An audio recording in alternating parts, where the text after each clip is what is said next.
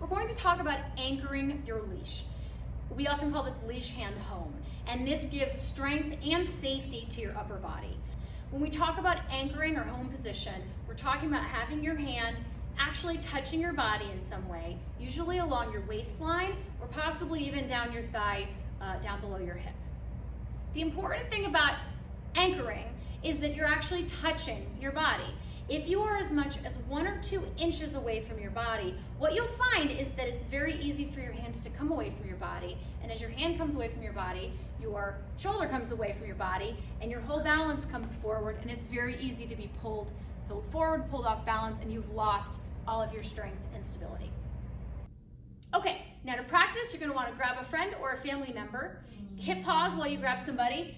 My friend's gonna come on over, and we will get started. Before your friend does anything, you are going to hold your leash so that it's clipped side down, grab a hold of the leash, and you're going to have your arms straight. So your wrist is in a straight line. You should have a straight line from your knuckles all the way to your elbow. And you're gonna bring your forearm and your knuckles so that they are both touching your body. Your elbow will be close to your body, but not touching. And now we're gonna do a couple of shoulder rolls. Put your shoulder gently forward, up, back, and relax it. Forward, up, back, and relax it. This is going to be your anchored position.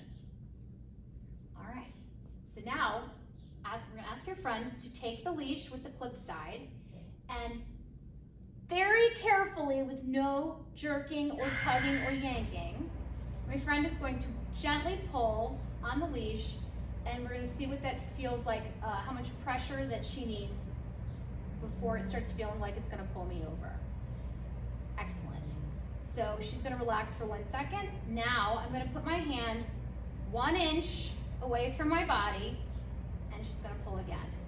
And it takes very little for her now to pull me forward and pull me off balance. In fact, how hard would you say you're pulling, the difference between those two? The first one I was pulling pretty hard, and the second one was like nothing. Yeah.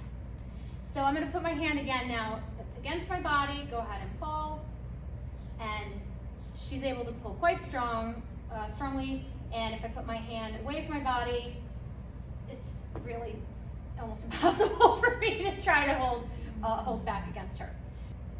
I recommend that you now switch positions so that you get a feel of what it's like to be the puller, and your friend can feel what it feels like to be the pulley. So if we hold the leash so it's clipped side down, I'm going to pull gently and nicely against her with her hand close to her body. She'll put it out, and I can pull. Oh, that you didn't even try on that one. Even if you try, I'm gonna pull her right over, put it close to your body, and I can even really lean back my weight, and she's still solid and secure.